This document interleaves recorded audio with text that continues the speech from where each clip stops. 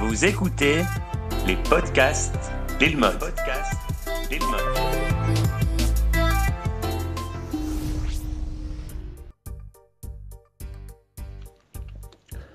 Dans ce cours sur la paracha de Vayetze, le Rav Eli Kling veut nous expliquer la signification du rêve de Jacob.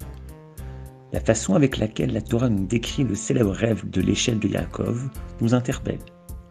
Le Rav Kling va pointer du doigt les difficultés du texte. Par exemple, où a lieu ce rêve? Pourquoi Jacob réagit-il ainsi après son rêve? Qui sont ces anges qui montent et qui descendent? Grâce à ses capacités de conteur, le Rav Kling va réussir dans ce cours à contextualiser ce rêve et à nous montrer qu'il y a un Yaakov avant le rêve et un Yaakov après le rêve. Bref, ce rêve de l'échelle est un tournant et en réalité, il va changer le regard que porte Yaakov sur ce monde ici-bas. N'oubliez pas de vous abonner à la chaîne YouTube et podcast. Bonne écoute à vous tous. Il y a deux sortes de visions prophétiques. Il y a celle où Dieu s'adresse directement au prophète et il y a celle où Dieu s'adresse au prophète par l'intermédiaire d'une vision, c'est-à-dire il voit quelque chose et de ce quelque chose, il doit déduire le message à faire passer. Ce n'est pas toujours évident d'ailleurs de comprendre le rapport entre ce qu'il voit et ce qu'il doit dire, ou ce qu'il doit comprendre. Des fois c'est pour lui-même, des fois c'est pour dire au peuple. On voit chez les grands prophètes comme Yecheskel ou comme Irmia, on voit souvent ces visions prophétiques où une image apparaît tout d'un coup et l'image c'est le message. D'ailleurs chez Irmia, au début du livre, il lui demande, Dieu lui montre quelque chose et puis il lui dit qu'est-ce que tu vois? Et c'est Irmia qui doit dire ce qu'il voit et Dieu lui dit alors ça veut dire quoi? Je ne sais pas trop et alors Dieu lui explique. Et puis il y a quelque chose à la fois l'un et l'autre, c'est-à-dire il y a comme chez Yaakov les deux en même temps, c'est-à-dire d'abord l'image et ensuite la parole divine.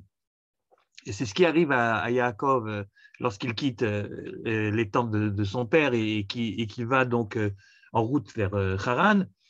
Et à ce moment-là, donc le soir arrive, nous dit le texte, Vaïvga Bamakom, Vayal Ensham, qui va à Shemesh. La nuit tombe et Yaakov dort. Et puis quand il dort, il y a les deux en même temps. Il y a d'abord une image et ensuite Dieu apparaît. L'image, c'est celle de cette fameuse échelle dont les pieds touchent le sol et la tête est au ciel. Et il y a des anges qui montent et qui descendent. Bon, a priori, ce n'est pas obligatoirement une image qui est parlante de manière claire. C'est-à-dire, qui sont ces anges qui montent et qui descendent? Qu'est-ce que cette échelle représente? Ce n'est pas énormément clair. Bon, on a peut-être une petite idée, mais on comprend bien qu'on a besoin ici soit de l'explication divine elle-même, qui dirait à Yaakov, cette échelle représente XY, et les anges représentent voilà, et la raison pour laquelle je te montre ça maintenant, c'est pour la raison X ou Y, ou alors que le prophète lui-même, en se réveillant, nous dise de quoi il s'agit. Et là, ce qui se passe, c'est qu'il y a en effet une apparition divine elle-même, c'est-à-dire que Dieu apparaît au sommet de l'échelle, mais il n'explique pas exactement ce que l'échelle signifie. Donc, je vous relis les versets pour que les choses soient bien claires pour tout le monde. Vayachalom, donc, il rêve. Il rêve donc d'une échelle dont le sommet atteint le ciel, dont les pieds sont posés sur terre et dont le sommet atteint le ciel. Avec des anges qui montent, qui descendent sur l'échelle, très bien. Dieu se trouve.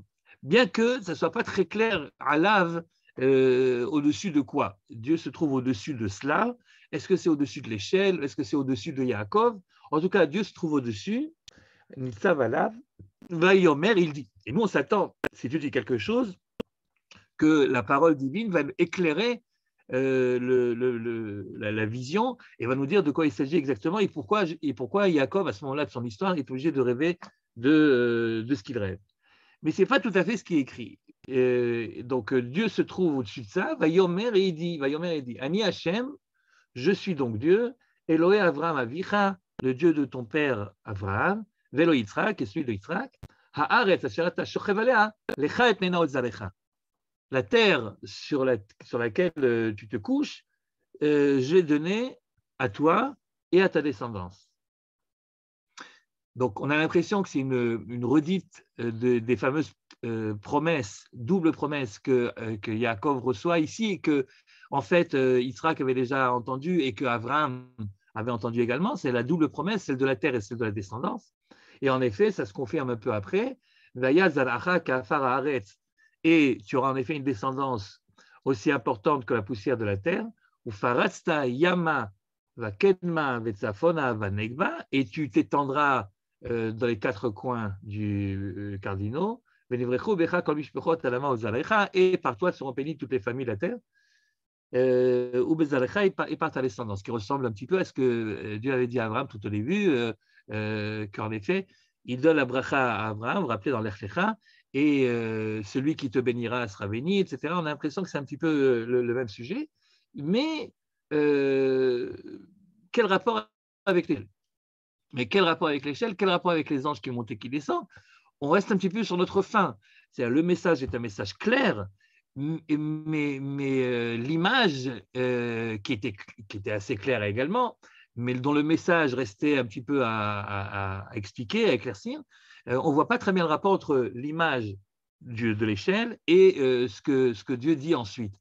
À moins que ça soit dans le passouk d'après. Le passouk d'après, Veine anochi imach, et moi je serai avec toi, ushmarticha bechol asher telech, je te garderai là où tu iras, vashivoticha el adama azot, et c'est vrai que tu vas maintenant quitter le pays, puisque Haran se trouve de l'autre côté de la frontière, mais ushmarticha bechol asher telech, donc je te garderai là où tu iras, et je te ramènerai, vashivoticha el adama azot, kilo ezofra, je te ramènerai sur cette terre parce que je ne t'abandonnerai pas, je ne t'abandonne pas, ad asher imastiti et asher dibarti lach, tant que je n'ai pas réalisé ce que je t'ai dit. Je ne t'abandonnerai pas tant que je n'aurai pas réalisé ce que je t'ai dit. Donc là, tu comprends, tant que je n'aurai pas réalisé cette double promesse.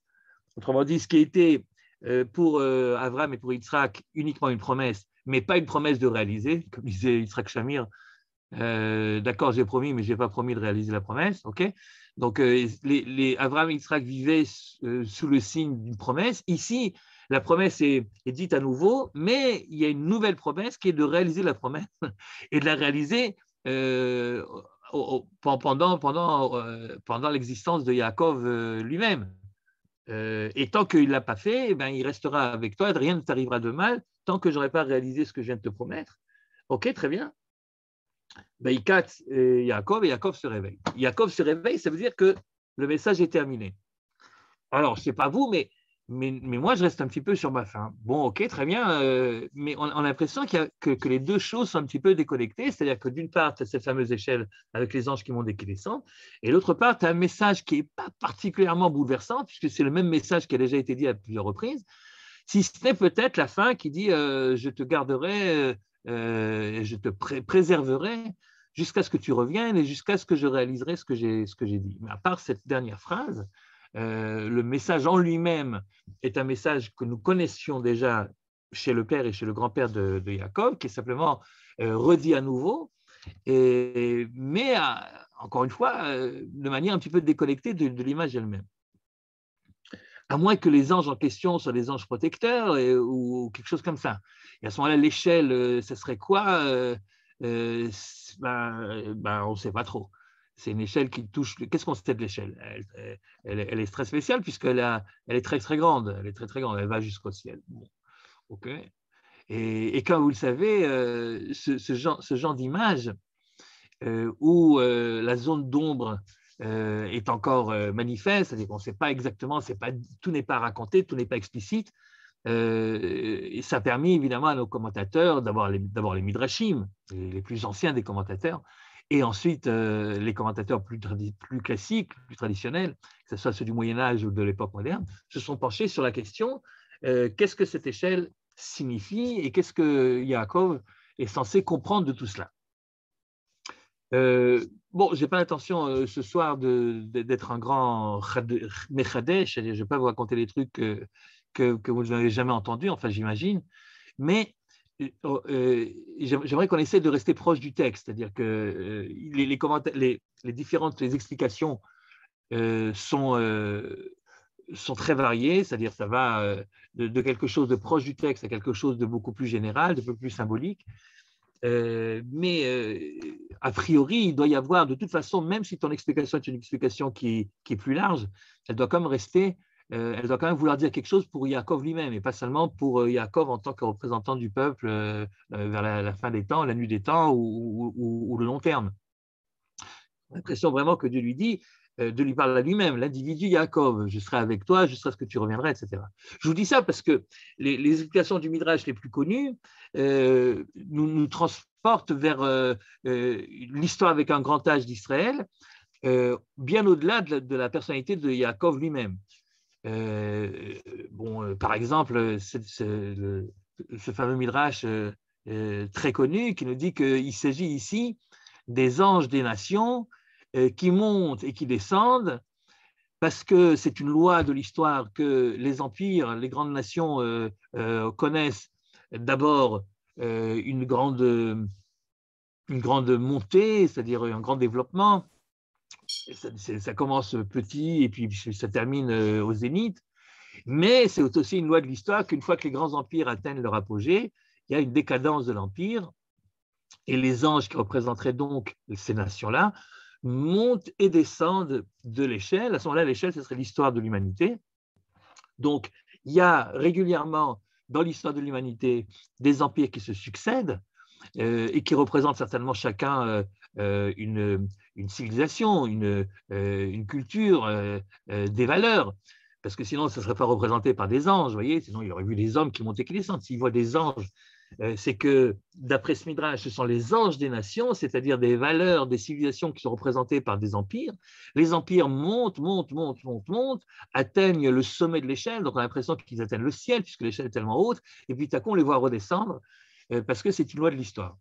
C'est un Midrash très connu. Et alors, à ce moment-là, quel serait le message pour Yaakov? Ce serait de dire, écoute, toi aussi, en tant qu'Israël, il est temps de monter sur l'échelle. Alors, vous connaissez ce Midrash qui est une variante du premier, ou qui est la suite du premier, et qui nous dit que Yaakov, voyant ses anges monter et descendre, se serait dit, mais alors, quel intérêt?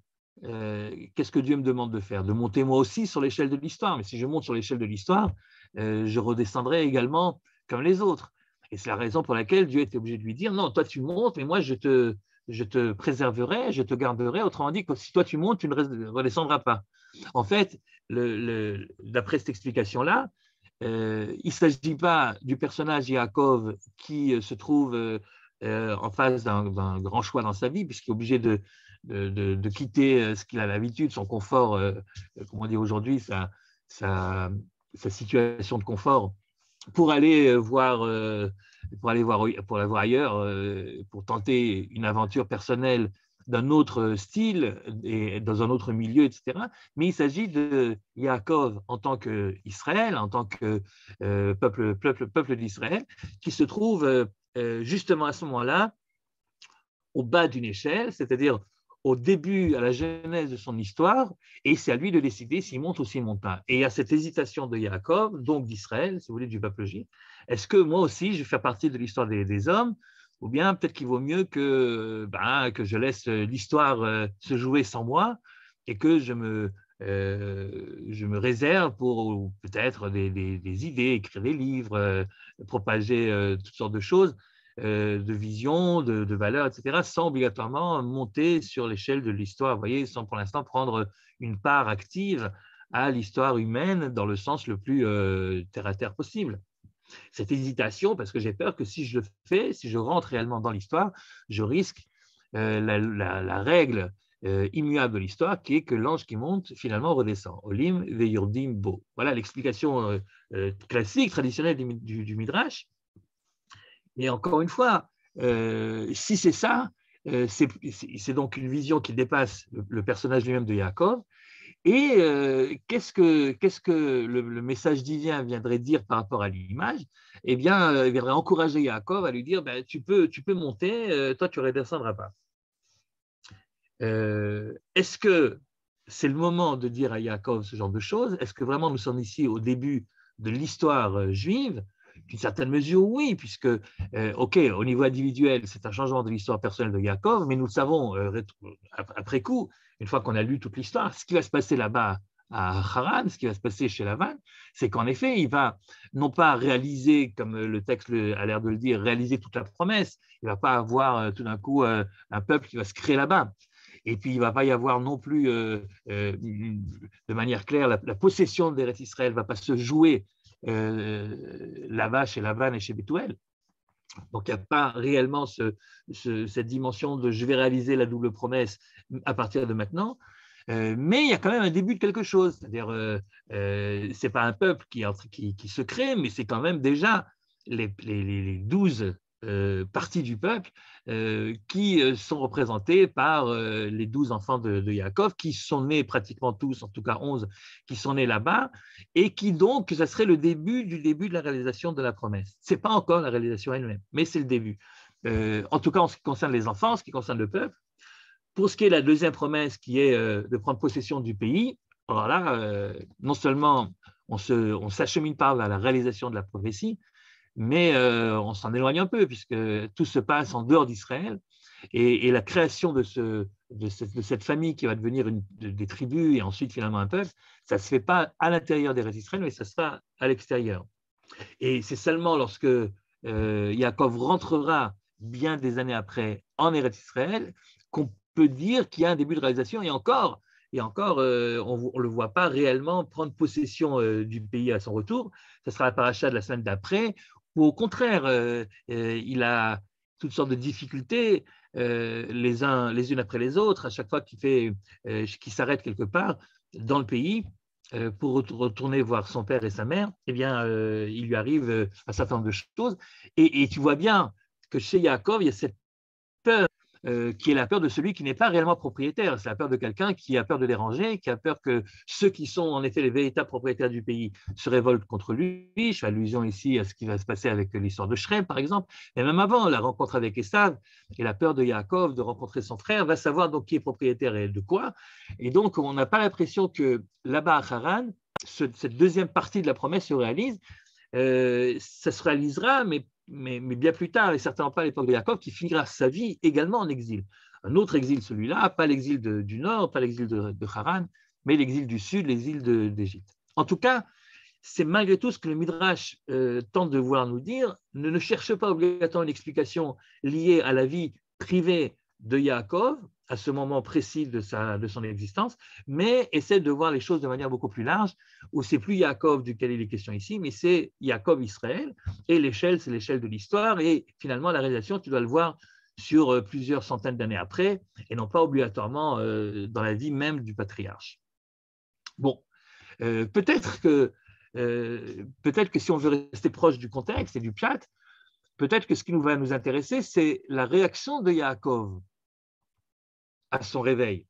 Parce que finalement, pour connaître la signification du mystère de cette fameuse échelle et de ces anges qui montent et qui descendent, alors on avait d'abord l'espoir que c'est les paroles de Dieu qui vont nous donner un éclairage sur qu'est-ce que cette échelle signifie. On s'est aperçu que ce n'est pas obligatoirement si clair que ça et que les paroles divines, ce n'est pas obligatoirement de manière claire l'explication de ce qu'il a vu précédemment. Alors peut-être qu'il y a un deuxième indice, c'est comment est-ce que Yaakov lui-même réagit. Suivant la réaction du prophète, suivant la réaction de Yaakov à son réveil, on peut peut-être comprendre ce que signifie l'image. Or, il a une réaction assez curieuse, pour dire la vérité. Vaikatz Yaakov, donc je reprends le verset, Vaikatz Yaakov, il se réveille donc je suppose le lendemain matin, Mishnato de son sommeil. Vayomer, il dit, Achen yesh Hashem b'makom hazeh v'anochi lo yadati.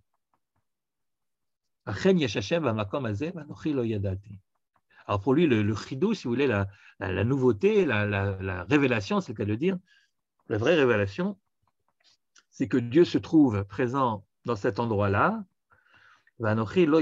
et ça, dit-il, je ne le savais pas. Ça, c'est le chidouche. Et il confirme que son étonnement ou le message qu'il a bien compris, c'est un message qui est lié à l'endroit précis où il vient de dormir, puisque la suite, c'est Vayira, il a peur, Vayomar, et il dit Manora makom hazeh, que cet endroit est terrible, Manora, qu'il est terrible l'endroit où je suis, Enze kim bet Elokim, c'est sans doute la maison de Dieu qui se trouve là, et Zeshar Hashamaim, la porte du ciel. Bon. C'est-à-dire que quand Yaakov se réveille, sa première réaction, c'est pas tant de dire qu'est-ce que l'échelle signifie, qu'est-ce que les anges veulent dire, mais c'est une réflexion sur lui-même, c'est-à-dire sur l'endroit en question, comme s'il avait eu le même songe dans un autre endroit, eh bien, ça aurait été différent. Il a une réflexion sur l'endroit. Il dit, tiens, je ne savais pas. Qu'est-ce que je ne savais pas? Que Dieu se trouve dans cet endroit-là. Enfin, qu'est-ce que tu as fait pendant des années dans les tentes de ton père, si ce n'est d'étudier la base de toutes les bases, c'est-à-dire que Dieu se trouve partout. Manora hamakom hazeh, que cet endroit est particulièrement redoutable, ou alors Dieu se trouve dans cet endroit-là. Mais Dieu se trouve dans tous les endroits. Melo kol haaretz kvodo.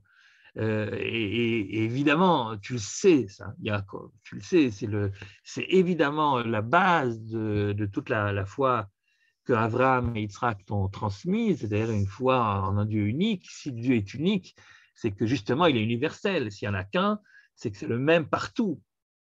Et donc, c'est quand même curieux que la réaction première de Yaakov à son réveil, ce serait de dire, tiens, je ne savais pas, Dieu se trouve ici et moi, je n'étais pas au courant. Alors, tu pensais quoi? Qu'il était où?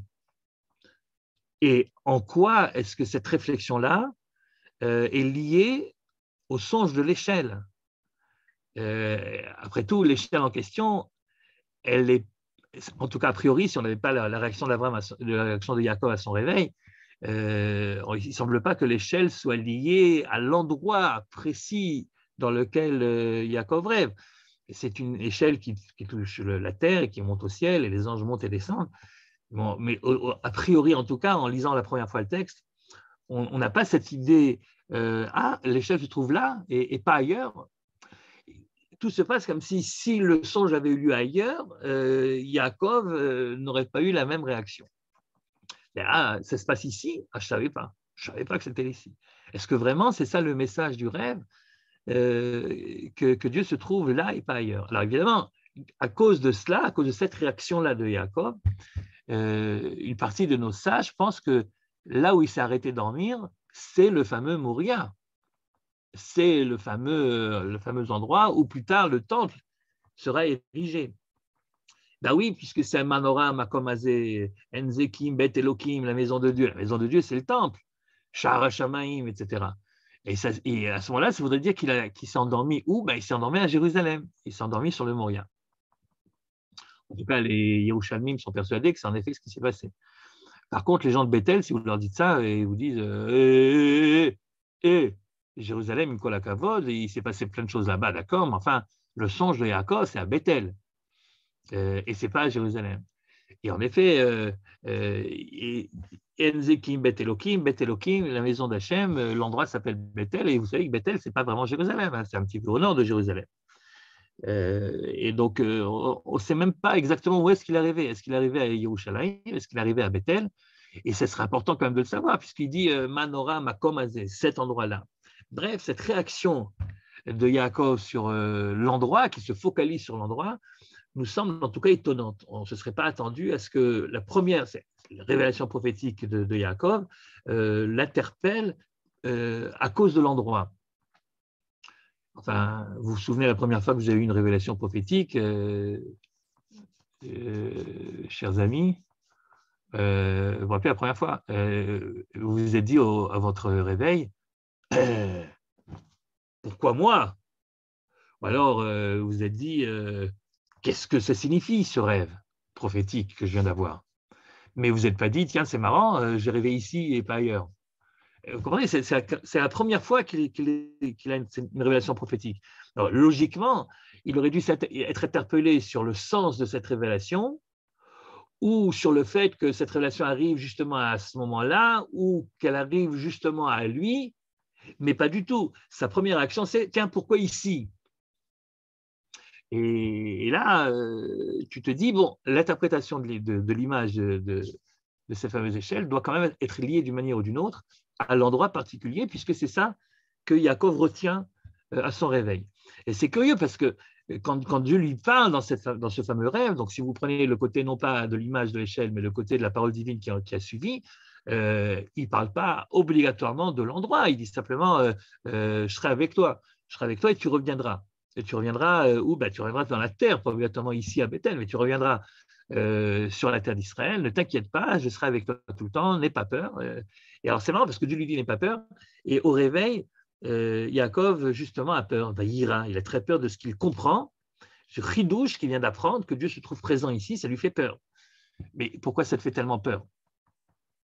Pourquoi le fait que tu as compris que Dieu se trouve ici présent, ça te fait peur? À moins qu'il s'agisse ici de la peur, de la crainte, non pas de la crainte au sens premier, mais d'une certaine prise de conscience de la magnificence, si vous voulez, de Dieu, c'est-à-dire une sorte de ce qu'on appelle chez nous yirat haromemut, non pas yirat onesh ou yirat je ne sais pas quoi, non pas la crainte au sens premier, mais la stupeur devant la présence divine qui semble éclatante et le fait qu'on est bien peu de choses, vous voyez, donc ça serait ça, ce vaïra du réveil de Yaakov, il a peur il est rempli, si vous voulez, d'une certaine admiration ou, qui évidemment s'apparente à la crainte. Quoi. Je suis dans un endroit particulier, c'est un petit peu ce qui nous prend lorsqu'on rentre dans un Beth Knesset particulièrement, je sais pas, impressionnant, ou alors quand on s'approche du kotel, etc. Manora, Makomazé, c'est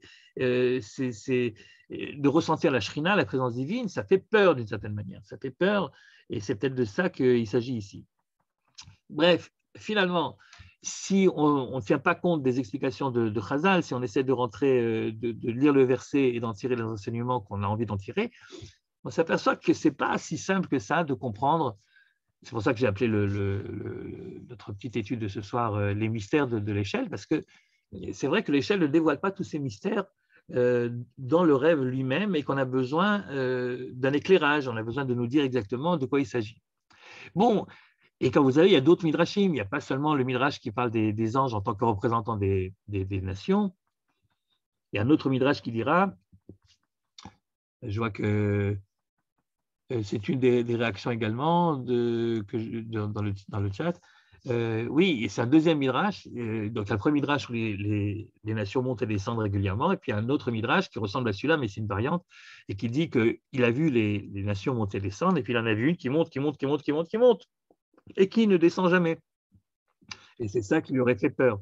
Et d'après le midrash, ça serait le dernier empire, l'empire des Dômes, qu'on a l'habitude d'assimiler à l'Empire romain ou à l'Empire du monde occidental. Et on a l'impression que celui-là, il monte et il ne descend jamais. Et c'est ça qui aurait fait peur à Yaakov. C'est un midrash qui est différent du premier. Ce n'est pas que Yaakov a peur de monter à son tour à l'échelle, de peur d'être obligé lui-même de descendre. Donc, si vous voulez, il a peur de rentrer dans l'échelle de l'histoire, de faire partie lui-même de cette histoire des hommes. Mais ça serait qu'il ait peur de l'empire en question. Voilà un ange qui monte et qui ne descend jamais. Le problème avec cette explication d'une peur du dernier empire, l'empire romain, c'est qu'il n'y a pas d'allusion à ça dans le rêve lui-même. On voit des anges qui montent et qui descendent. On ne dit pas tous les anges montaient et descendaient, sauf un qui montait et qui ne descendait pas. Ça ne se trouve pas.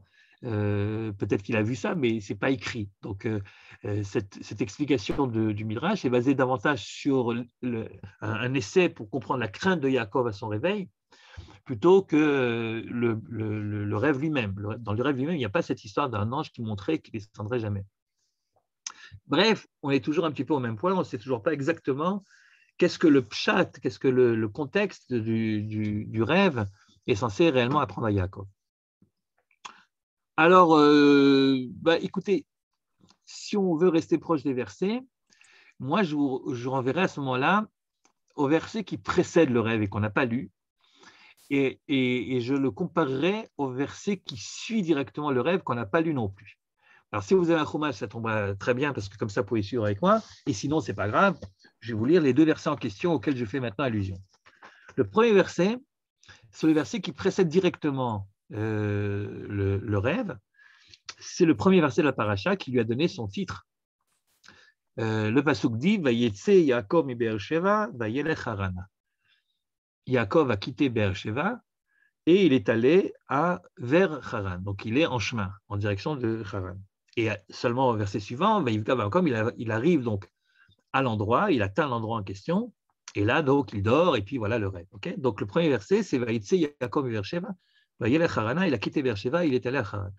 Maintenant, si vous prenez le premier verset qui suit le rêve, donc si vous mettez tout le rêve entre parenthèses, y compris la réaction de Yaakov à son réveil, et que vous continuez l'histoire, eh bien l'histoire dira,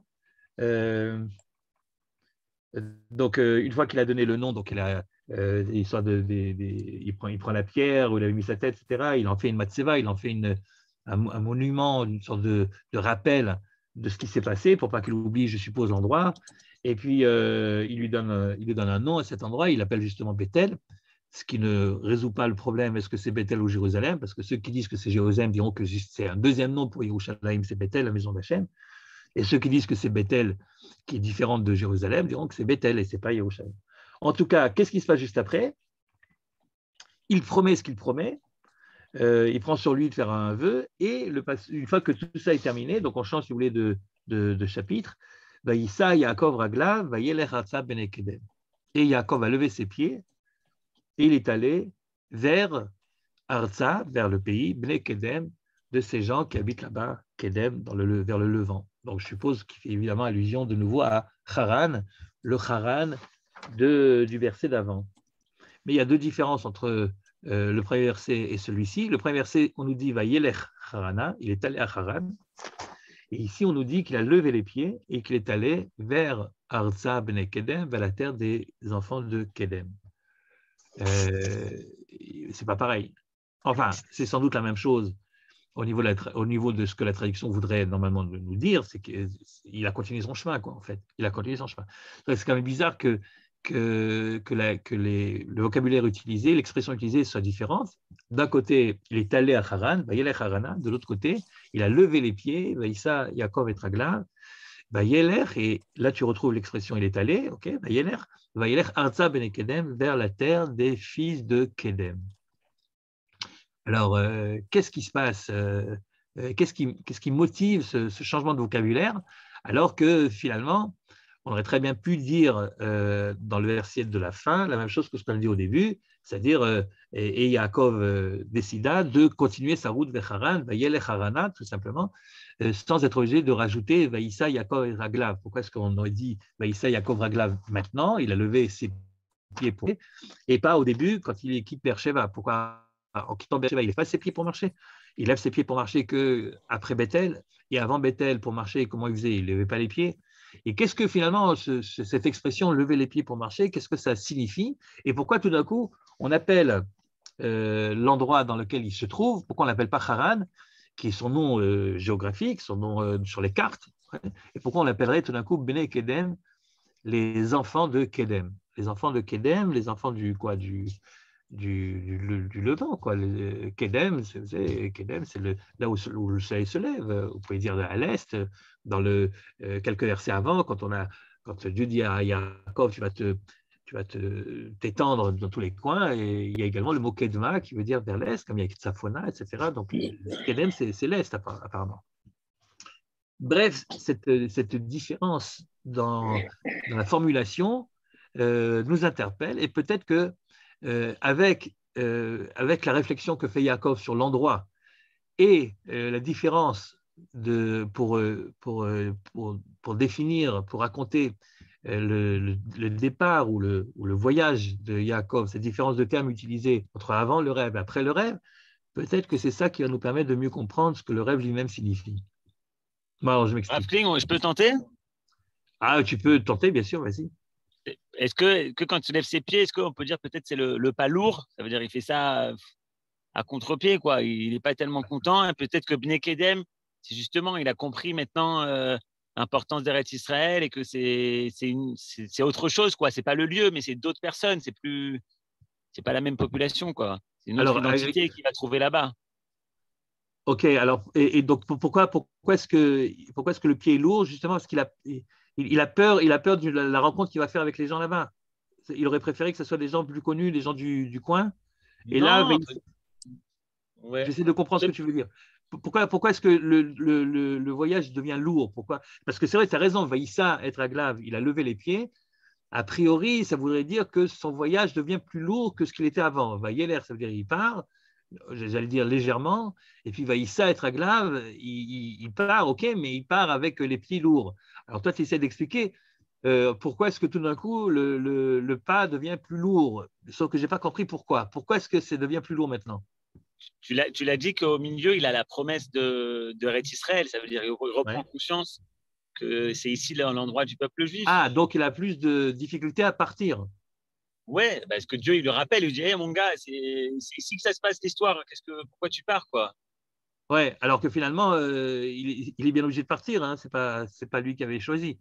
Mais il part avec beaucoup plus avec une conscience, voilà, avec une mauvaise conscience, tu veux dire. Ben, Issa être aglav, ça veut dire qu'il part avec mauvaise conscience, alors qu'il partait d'un pas léger avant.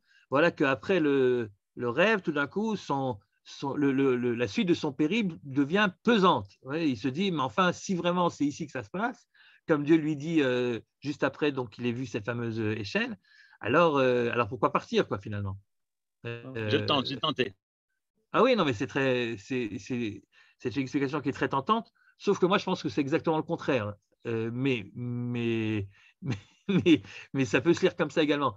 Non, je pense que c'est le contraire, je vais dire ce que je pense. Pourquoi je pense que c'est le contraire? Je pense que c'est le contraire parce que Issa, être aglav, je ne pense pas du tout que ça veut dire que le pas devient plus lourd au sens j'ai plus de difficultés à marcher. Je pense que Issa, donc Massa, c'est une charge, et je pense que Vaïssa, être aglav, ça veut dire au contraire que maintenant, mon pas devient plus chargé de sens. Et si tu veux, ça ressemblerait à l'expression Vaïssa et Kolo Vaïev, par exemple, ou Vaïssa et Ena Vaïar, qui sont des expressions parallèles à celle-ci. L'une, il a levé la voix pour pleurer. Alors, au lieu de dire simplement il a pleuré, Vaïev, on nous dit il a levé la voix, Vaïssa et Kolo Vaïev, il a levé la voix pour pleurer. Ou alors, au lieu de nous dire il a vu, quelquefois le passouk nous dit Vaïssa et Enav, Vaïar, il a levé les yeux, il a vu. Et je pense que pour comprendre l'expression Vaïssa et Traglav, qu'est-ce que ça signifie? Il faut justement la comparer à ces expressions parallèles, où à chaque fois, il me semble qu'à chaque fois, c'est pour nous dire attention, il ne fait pas que pleurer, mais les larmes qu'il verse sont des larmes chargées de sens. Vaïssa et Kolo Vaïev. Ou alors, il ne fait pas que voir, mais il a une vision qui est chargée de signification. Vaïssa et Enav Vaïar. Ou alors ici, Vaïssa et Tragla Vaïeler, il ne fait pas que marcher comme au début, avant le rêve, mais maintenant, il sait au contraire pourquoi il marche. Vaïssa et Tragla Vaïeler. Maintenant, sa démarche est signifiante, elle est porteuse de signification. Vaïssa, elle porte avec elle une charge qui est beaucoup plus significative que ce qu'elle était juste avant. Par exemple, on utilisera l'expression Vaïssa et Ena Vaïar au moment où Abraham voit le Moria, précisément, c'est-à-dire au moment de la Hakeda. Donc, Dieu lui dit au départ, je ne te dis pas maintenant exactement de quelle montagne il s'agit, je te dis simplement la région, tu dois aller vers la région du Moria, et je te dirai déjà là-bas de quelle montagne il s'agit. Et Abraham part donc avec son fils, et à un moment, Vaïssa et Ena Vaïar, il lève les yeux et il voit, et c'est là-dessus que le Midrash nous raconte qu'il a vu, voyant toutes les montagnes autour de Jérusalem, il ne savait pas trop laquelle, puis tout à coup il a ressenti la Shrina, la présence divine. Dans le langage du Midrash, c'est une colonne de fumée, le même genre de colonne qu'on retrouvera plus tard à la sortie d'Égypte, qui représente donc la présence divine. Et là, il a su que c'était cette montagne et pas une autre. Vaïssa et Ena Vaïar, donc il a levé les yeux pour voir, donc il ne s'est pas contenté de voir, mais il a levé les yeux. D'ailleurs, cette charge, du regard, elle peut être positive, comme dans le cas d'Abraham, elle sera parfois négative, comme dans le cas de la femme de Poutifar, qui lève un regard vers Yosef, et là, de nouveau, il n'y a pas écrit « elle a vu », et il y a écrit « Vatissa etenea vatere », elle a levé les yeux et elle a vu, parce que ce regard qu'elle porte sur Yosef n'est pas un regard bénin, n'est pas un regard stam, mais c'est un regard qui porte une charge importante. Ici, il s'agit d'une charge sensuelle. Elle n'a pas juste regardé Yosef. Et donc, que ce soit une charge positive ou une charge négative, l'expression « il a levé les yeux, il a vu »,« il a porté les yeux, il a vu », signifie que le regard devient beaucoup plus qu'une simple vision. J'ai pas juste j'ai regardé, j'ai vu, j'ai regardé, mais j'ai regardé, quoi. J'ai vu quelque chose et je sais ce que je vois. C'est-à-dire, c'est une vision significative. Et je pense que ça doit être la même chose au niveau des pleurs, lorsqu'on dit il a levé la voix, il a pleuré, et au niveau ici de Yaakov qui marche. Et donc, c'est pas que comme Johan voulait le dire, à mon avis, c'est pas que la marche devient plus difficile, plus lourde, mais elle devient au contraire plus significative. C'est-à-dire qu'il comprend maintenant pourquoi il marche. Alors qu'au début, avant le rêve, il ne comprenait pas. Et cette différence entre avant le rêve et après le rêve devrait normalement nous aider à mieux, justement. Qu'est-ce qui fait que le rêve de Yaakov rend tout d'un coup sa marche plus significative qu'elle ne l'était avant? Voilà, c'est un peu ça, si vous voulez, les deux indices. Le premier indice, donc, une réflexion sur l'endroit. Je ne savais pas que la présence divine se trouvait ici. Alors, tu savais quoi? Alors, tu pensais quoi exactement? Okay, et la deuxième, qui fait que le rêve rend le voyage de Yaakov, qu'il avait entrepris déjà avant, mais rend maintenant ce voyage porteur d'une autre signification, certainement plus forte, plus profonde que celle qu'il avait au départ. Bon, fort de ces deux indices, il faut retourner sur le rêve pour essayer de le comprendre. Mais en fait, la vérité, il faut retourner encore avant. C'est-à-dire qu'il faut retourner à ce que la paracha précédente nous raconte et qui va provoquer le départ de Yaakov. Qu'est-ce qui provoque le départ de Yaakov? Ce qui provoque le départ de Yaakov, c'est l'histoire des brachot, c'est l'histoire des fameuses brachot que Yaakov s'est appropriées sur les conseils de sa mère, mais il semble bien que c'était un petit peu contre sa propre volonté. Ça ne lui fait pas plaisir énormément, ce n'est pas avec un grand enthousiasme que Yaakov accepte le conseil de sa mère qui, finalement, pour parler franc, c'est rien d'autre que d'aller tromper son père, quoi. D'aller faire croire à son père qu'il est celui qu'il n'est pas. Et j'en veux pour preuve, c'est-à-dire que cette acceptation du conseil de sa mère n'est pas vraiment ce qu'il aurait souhaité faire le mieux, c'est qu'il hésite quand même. C'est-à-dire sa mère lui dit, puis lui dit, mais écoute, c'est très risqué ce que tu me demandes. Il va s'apercevoir de la supercherie, et puis après, je vais me prendre une klala au lieu d'une beracha, tu comprends? D'abord. Et ensuite, également, à cause de l'utilisation qu'il fait du mot oulai, yemusheni avi, peut-être que mon père va me tâter. Oulai yemusheni avi, vaiti benav kem tartea, j'apparaîtrai donc à ses yeux comme quelqu'un qui le trompe, quelqu'un qui est un trompeur, mais tartea, quelqu'un qui l'exploite, qui le manipule. Et pourquoi le mot oulai ici est important? Parce que vous savez, en hébreu du Tanakh, lorsqu'on veut imaginer une alternative à la situation, il n'y a que deux possibilités. Soit on utilise le terme oulai, qu'on traduit aujourd'hui évidemment par peut-être, soit on utilise le terme peine, qui signifie en fait de peur que. Et c'est jamais neutre en fait. Lorsque dans le Tanakh, en tout cas dans le Chumash, mais la vérité même dans le Tanakh, lorsque on envisage une possibilité, une éventualité, c'est soit qu'elle est positive, soit qu'elle est négative. C'est-à-dire, soit on a peur de ce qui risque d'arriver, alors à ce moment-là, on dira peine, soit on espère ce qui va arriver, et à ce moment-là, on dira oulai. Et souvent, les commentateurs, et commencés par Rashi, traduisent oulai par halevai. Halevai d'aujourd'hui, c'est-à-dire pourvu que. Oulai, pourvu que. notamment ce fameux midrash que vous connaissez certainement sur Eliezer, le serviteur d'Abraham, qui envisage la possibilité que la jeune fille qu'il rencontrerait éventuellement refuse de le suivre, et donc la mission qu'on lui confie risque de ne pas aboutir.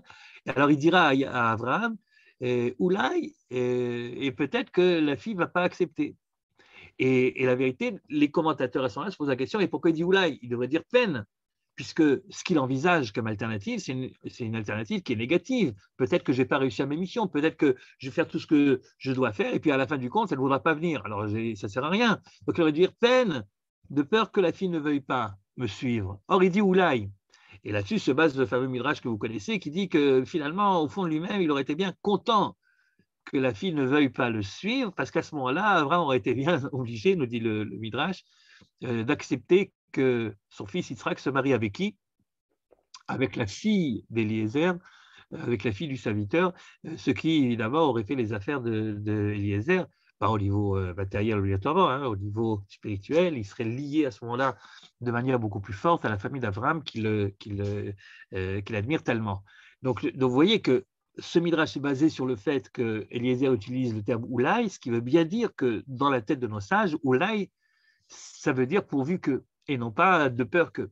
Or, pour revenir à Yaakov, lorsque sa mère lui dit va, habille-toi, déguise-toi en Esav, il dira Oulai yemusheni avi.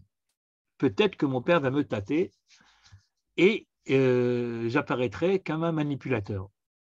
Mais évidemment, il aurait dû dire peine, de peur que. Pourquoi est-ce qu'il dit Oulai? Et c'est de là que tu apprends qu'il n'avait pas envie, quoi. C'est-à-dire qu'il était partagé entre le respect qu'il doit à sa mère, qui lui ordonne, fais ce que je te demande, okay, qui lui ordonne d'aller tromper son père, et le respect qu'il doit à son père, et qui l'empêche de faire un truc pareil, quoi. Alors il dit peut-être qu'il y a encore une troisième possibilité de m'en sortir, c'est-à-dire de faire à la fois le respect de ma mère et le respect de mon père. Je fais ce que ma mère me demande, et comme ça j'ai respecté son vœu. Mais d'un autre côté, mon père ne se laisse pas avoir, je ne le trompe pas, parce que Oulai, peut-être qu'il va me toucher, et il va s'apercevoir de la supercherie, et à ce moment-là, je n'irai pas jusqu'à le tromper. Donc c'est la raison pour laquelle il dirait Oulai. Tout ça pour vous dire qu'en lisant avec plus de détails, si vous voulez, l'histoire des brachot, on s'aperçoit que Yaakov ne voulait pas réellement le faire. Il ne voulait pas le faire, il l'a fait parce qu'il s'est senti obligé, mais il ne veut pas. Et d'ailleurs, ce qu'il a craint, finalement, même s'il n'avait pas mis des mots dessus, mais ce qu'il a craint arrive, c'est-à-dire qu'à cause de cette bracha, il est maintenant obligé de partir. Et il semble assez clair que si on avait demandé l'avis de Yaakov, est-ce que tu veux rester encore dans les tentes de ton père ou tu veux partir? Il aurait certainement dit, mais je voudrais encore rester, et je n'ai pas l'intention de partir. Sauf que cette fois-ci, c'est et son père et sa mère qui, chacun pour une raison différente, lui disent « Écoute, mon fils, va-t'en ». Sa mère, comme vous le savez, c'est la raison officieuse, c'est pour le protéger de la colère de son frère. J'ai entendu ton frère dire qu'il attend la mort de ton père pour te tuer, donc il serait temps que tu partes, ça vaut mieux pour toi et pour lui. Okay, ça, c'est d'une part. Et puis, il y a la raison officielle, celle que tout le monde sait, celle que même Esav connaît, celle de Yitzhak qui dit à son fils « Il est temps que tu ailles trouver une femme pour te marier, tu ne vas pas prendre une femme d'un côté, tu vas donc retourner à la maison de ta famille, de la branche de ta mère là-bas, à Haran. » Et donc, Yaakov s'en va parce qu'il est forcé à la fois par son père et à la fois par sa mère de partir. Mais tu as vraiment l'impression que ce sont des contraintes extérieures et que lui, de son côté, il aurait bien voulu rester encore. Mais évidemment, quand tu es dans les tentes de ton père et tu nages dans la recherche, l'étude, ce qui correspond tout à fait à sa personnalité, Yaakov Ishtam, il recherche la tvimout, il recherche la perfection, les choses de droite, la naïveté noble, vous voyez, Yaakov Ishtam, par opposition, dans le même passouk là-bas, à son frère Esav, il est dehors, et il court partout, il court les champs, et il s'occupe de chasse tout le temps. Non, mais moi, je suis Ishtam Yoshev Ohalim. Et nous connaissons tous ça, cette cette quiétude de celui qui a le temps de s'asseoir pour aller étudier. Bon, ceux qui ne sont pas obligatoirement dans le moule religieux diront ben, c'est le grand kiff qu'on a lorsqu'on est étudiant, qu'on est à la fac et qu'on ouvre des livres et qu'on est à la bibliothèque et qu'on commence à réfléchir et que ça nous ouvre toutes sortes de perspectives et qu'on a un petit peu pitié de tous ceux qui n'ont pas cette chance et qui sont obligés pour sortir d'eux-mêmes, de sortir physiquement d'eux-mêmes, c'est-à-dire que d'aller à droite à gauche, d'aller travailler, d'aller à la chasse, d'aller au boulot, de pointer, etc. Alors que moi, j'ai le temps et j'ai le privilège de pouvoir être assis dans la salle d'études, dans le Beth Midrash, ou alors dans la salle de la fac, si vous voulez, la ville, et puis de m'élargir l'esprit, de m'ouvrir l'esprit. Ishtam, Yoshev Alim, pourquoi quitter? Et cette obligation que les contingences matérielles font, qu'au bout d'un moment, tu peux quand même pas rester toute ta vie dans la maison d'études ou toute ta vie à la fac, et qu'au bout d'un moment, tu es quand même obligé de sortir vers le monde et de passer sous les de Yaakov à Esav, de devenir Ish Sadé, l'homme des champs, l'homme qui va quitter la maison, etc. Eh bien, c'est vécu en général, pour ceux qui en tout cas aiment l'étude, c'est vécu comme une sorte de concession qu'on doit faire au monde. Et ce n'est pas obligatoirement la chose la plus sympathique qui nous attend. J'ai connu beaucoup de jeunes filles qui, après l'année Tremblat Darom, se disent bon, ben, on va faire encore une année, on va étudier quelque chose. Et puis après, on va encore faire, on va encore essayer de faire un chérout, et puis après, on va essayer de faire encore une année, puis après, on va essayer d'encore faire une midrasha ici, une midrasha là. Et à bout d'un moment, tu lui dis, mais dis donc, ma fille, et si tu commençais à penser réellement à la parnassa, etc., oh là là, mais le plus tard possible, le plus tard possible. C'est tellement réconfortant et c'est tellement également constructif, finalement, pour la personnalité, de rester dans un monde du livre. Et donc, c'est certainement ce que Yaakov aurait préféré faire. Mais voilà, il doit partir. Alors, Vayelech. Vayelech, ça veut dire, il part, mais il part sans savoir réellement pourquoi il part. Bon, officiellement, bien sûr, il sait pourquoi il part, parce que son père lui a dit va-t'en, et parce que sa mère lui a dit va-t'en. Bon, s'ils sont tous d'accord pour que je pars, quoi. Mais c'est pas Vayissa et Tragla Vayelech. C'est pas qu'il lève les pieds pour partir, c'est que Vayelech Harana, il va à Haran. C'est seulement après le rêve qu'il sait pourquoi il part. Donc, l'explication que je suis en train de vous donner là, c'est vraiment à l'opposé de celle qu'on a entendue de Johan tout à l'heure. C'est-à-dire, je pars après le rêve, le pied lourd, mais le cœur léger.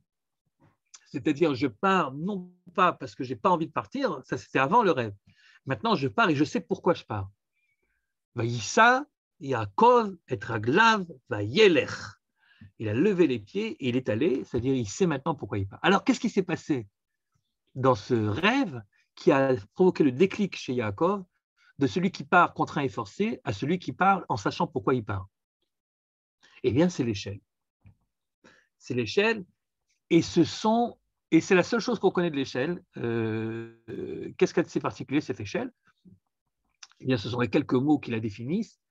Veine sulam mutzav arza verosho magia shamayma. 7 mots pour décrire une échelle très particulière qui a les pieds sur terre, sulam mutzav arza, qui se trouve sur terre, verosho magia shamayma, et dont la tête arrive aux cieux. Et c'est sur cette échelle-là, qui a donc ces deux caractéristiques, que les anges montent. Et au réveil, voyant tout ça, Yaakov dira, je ne savais pas. Donc Dieu se trouve ici et moi, je l'ignorais.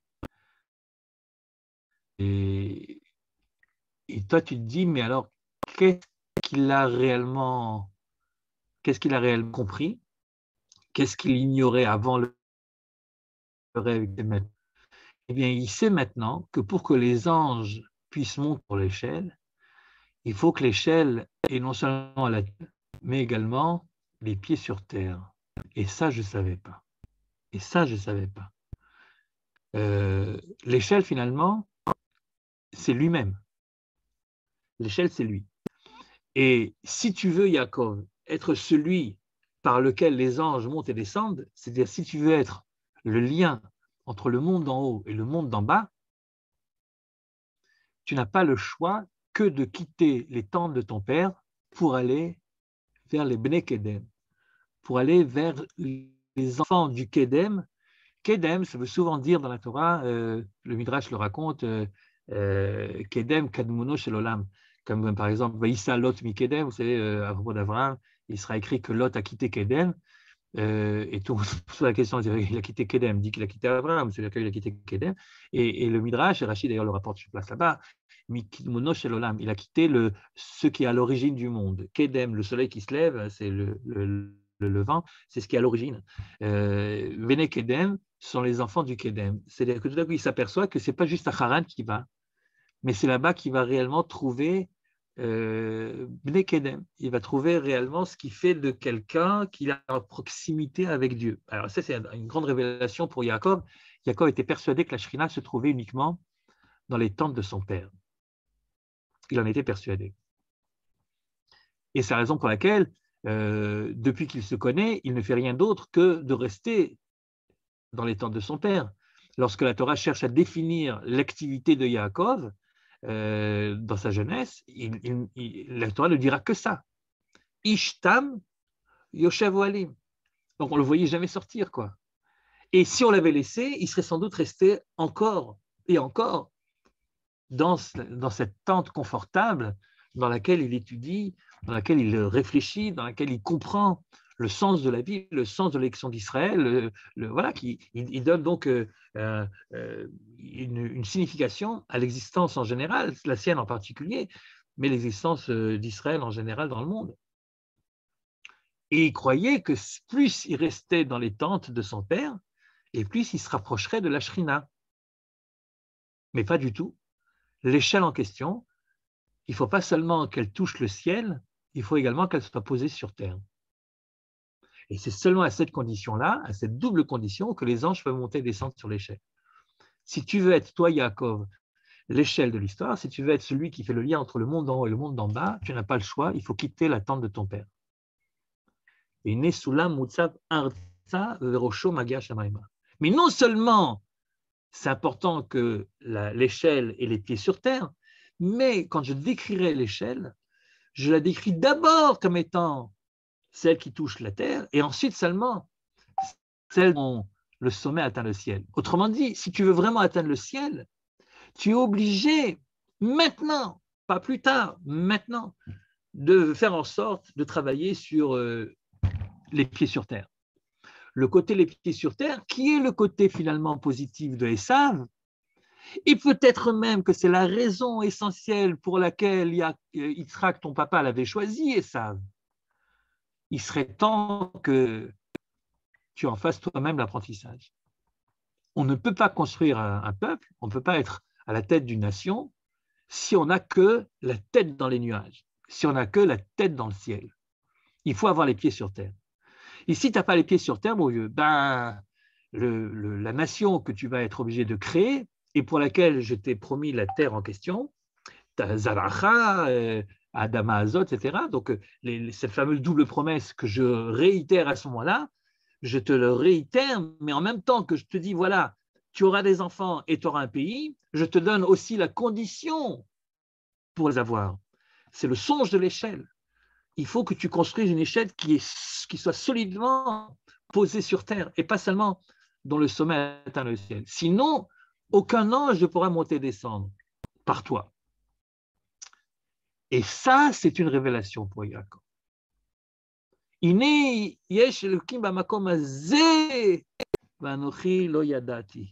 Donc Dieu se trouve présent ici, et ça, je ne le savais pas.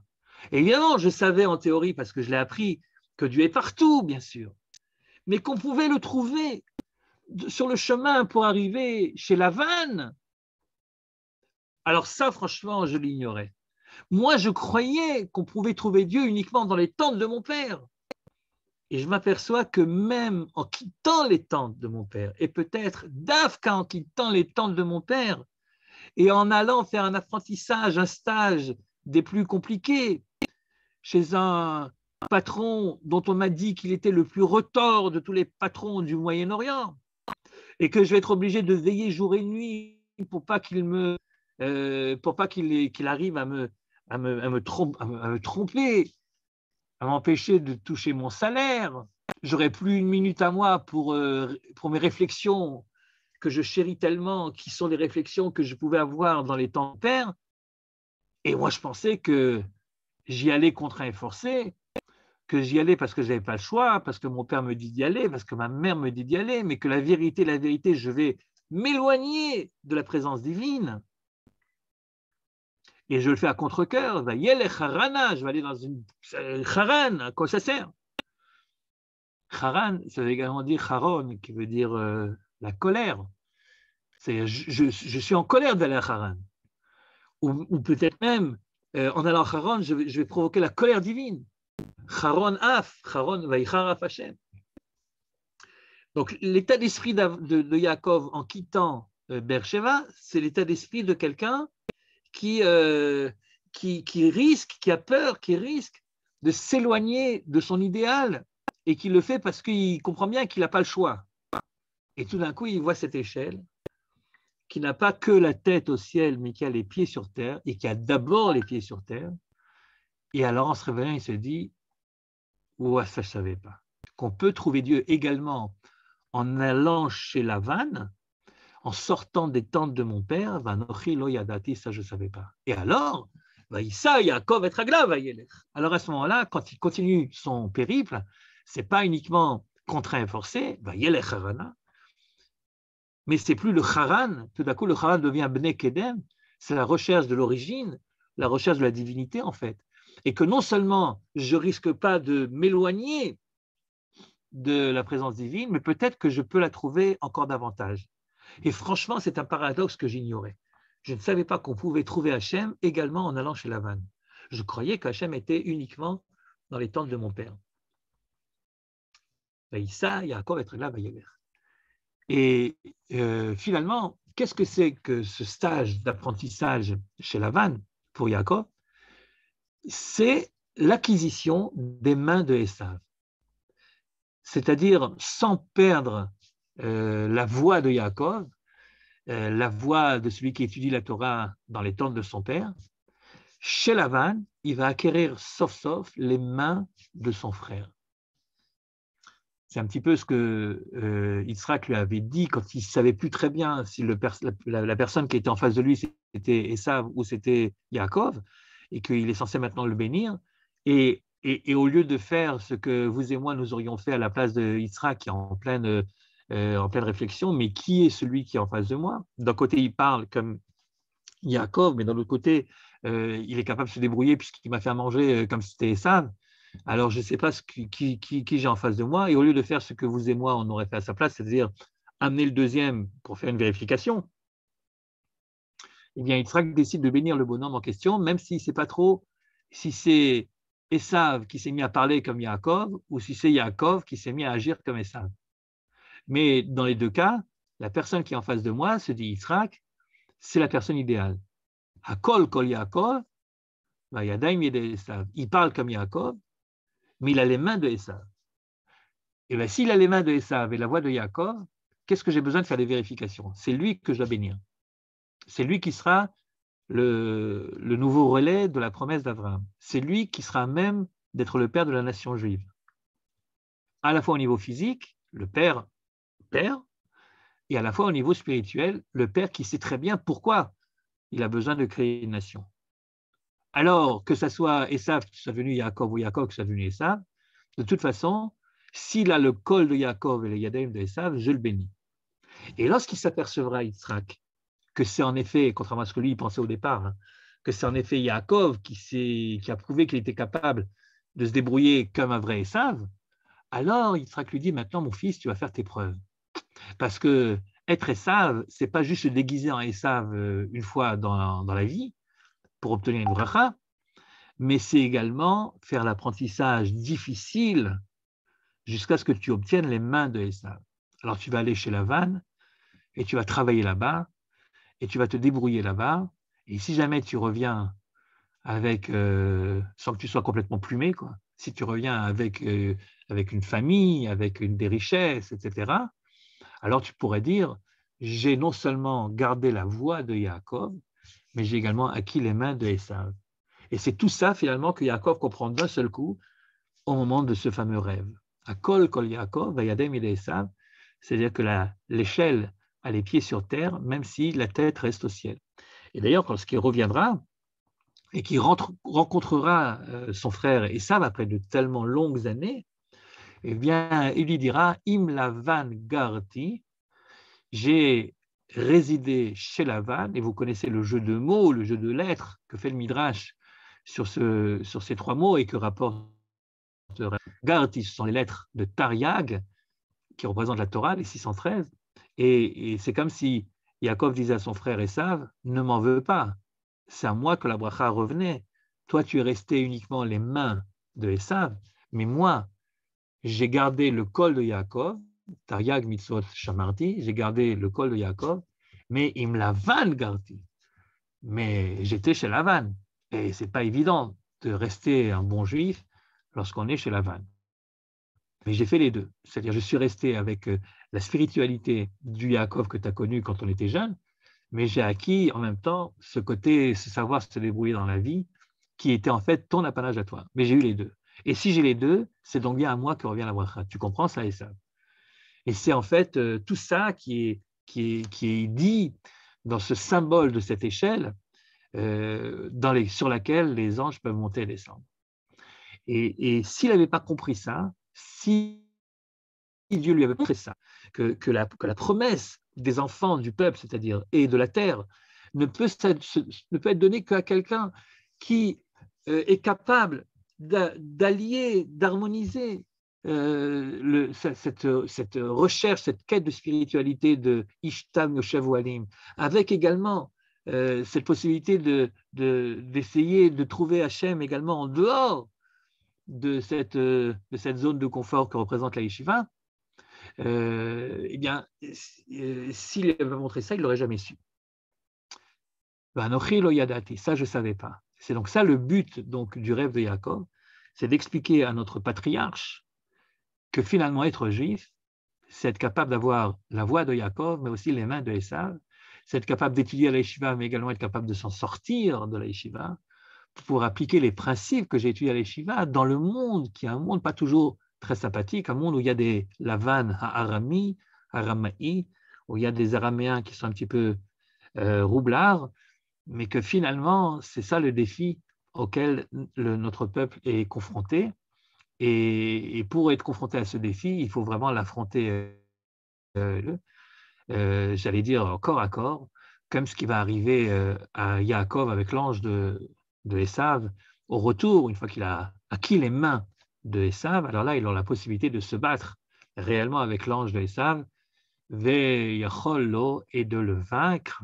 Et c'est tout ça donc que Yaakov comprend grâce à ce fameux rêve de l'échelle. Voilà ce que je voulais vous dire pour ce soir. Magnifique. Toda Rabba Rav Kling. Bon, j'aimerais dire 2 points. Premièrement, l'idée générale, il faut dire la vérité, elle n'est pas nouvelle. Ah non, pas du tout.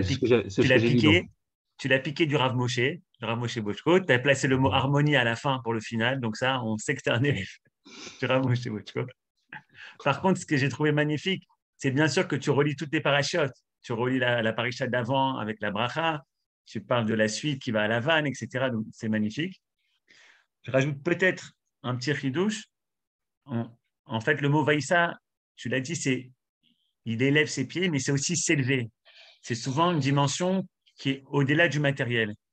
Et vaïssa Yaakov être aglav, peut-être qu'on peut voir ça que justement, de façon plus large, Yaakov, il voit que dans le régel, qui est dans la partie la plus basse du corps, dans le côté le plus matériel, alors il arrive à élever cette matière et à comprendre que grâce à cette matière, on peut arriver à des choses bien plus hautes. Là, je suis d'accord, absolument.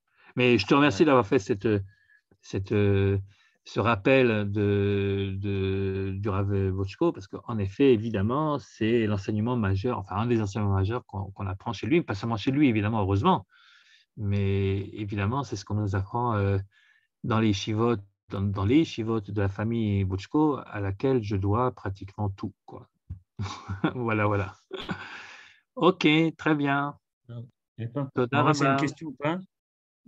Question, Oui, réaction. j'ai une Youssef. question.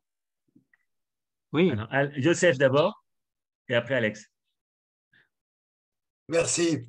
Je ne connaissais pas l'explication. À ce moment-là, j'aimerais savoir qu'est-ce que ça signifiait pour Yaakov de vouloir tenir la Bechora. Le Bechor, c'est celui qui théoriquement va s'occuper de l'autre.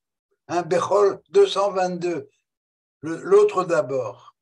Et alors, ce que j'ai cru, peut-être comment récupérer ça, c'est qu'il voulait la Bechora, mais il n'avait pas encore le mode d'emploi.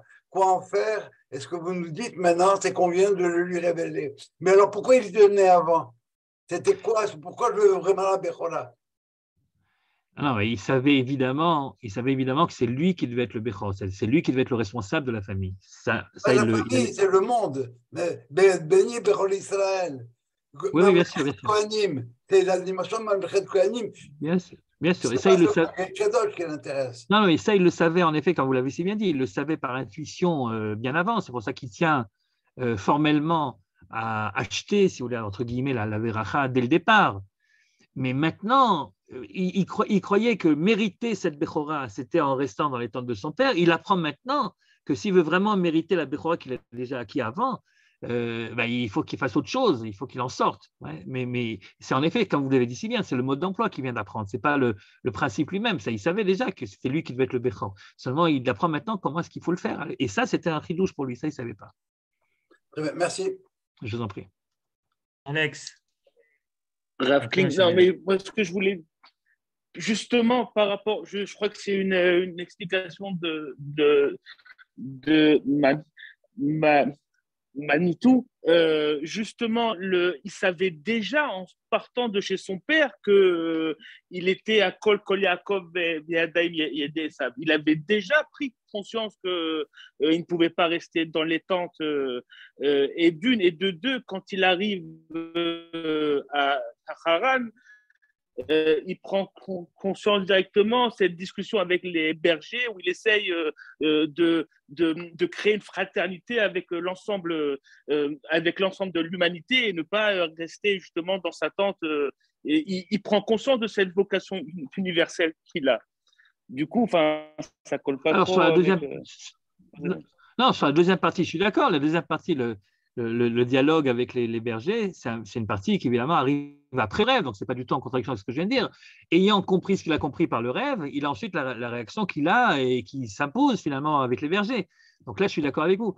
Quant à la première partie de ce que vous avez dit, c'est-à-dire qu'il avait déjà compris ça avant le rêve, en quittant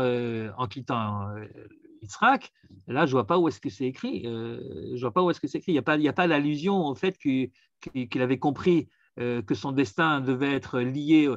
Finalement, le Kol Yaakov Yadem Yedei Esav, ce n'est pas lui qui le dit, c'est Yitzhak qui le dit. Lui, il a fait ce que sa mère lui a dit, sa mère lui impose les mains de Esav et lui, il les met parce que sa mère lui a dit, mais on ne voit pas qu'il s'identifie avec ce qu'il est en train de faire là-bas. Et c'est seulement après le rêve qu'il comprend ce que ça signifie vraiment, les Yadayim de Esav. Je ne pense pas qu'il avait compris ça avant le rêve. C'est le rêve qui lui montre.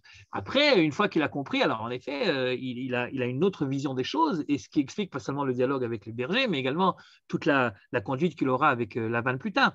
Mais ce n'est pas quelque chose qu'il savait avant, c'est quelque chose qu'il a découvert par ce fameux rêve et qui ensuite va se mettre en application dans la vie qu'il attend chez les Bnei Kedem, chez Haran et chez Lavan.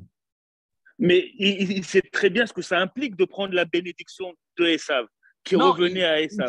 Non, il ne sait pas ce que ça implique jusqu'au bout. C'est-à-dire, il prend la bénédiction parce qu'il sait très bien que ça signifie finalement que c'est lui le successeur d'Abraham. Mais comme disait tout à l'heure Yosef, il ne sait pas le mode d'emploi. Pour lui, les Yadayim Yedei Esav, c'était une manière d'accepter ce que sa maman lui disait pour pouvoir obtenir cette bracha. Donc, il l'a fait à contre-cœur. Et c'était important pour Dieu de lui montrer que ce n'est pas juste un procédé plus ou moins douteux d'ailleurs pour pouvoir obtenir une bracha, mais il fallait s'identifier à ça, parce que s'il ne s'identifie pas aux mains de Esav, alors c'est vraiment une tromperie, vous comprenez? C'est-à-dire, si j'ai mis les mains de Esav uniquement pour avoir la bracha, mais que je ne m'identifie pas à ce que ça symbolise réellement, alors je suis vraiment un voleur, quoi. J'ai vraiment trompé. Je me suis fait passer pour ce que je n'étais pas. Et en fait, ce qui s'est passé au moment du rêve, c'est qu'il comprend finalement que ce qu'il a accepté à contre-cœur, c'est quelque chose de plus profond qu'il doit maintenant prouver à lui-même et au monde entier qu'il a en effet réellement les mains de Esav et qu'il mérite cette bracha, pas juste qu'il a obtenu.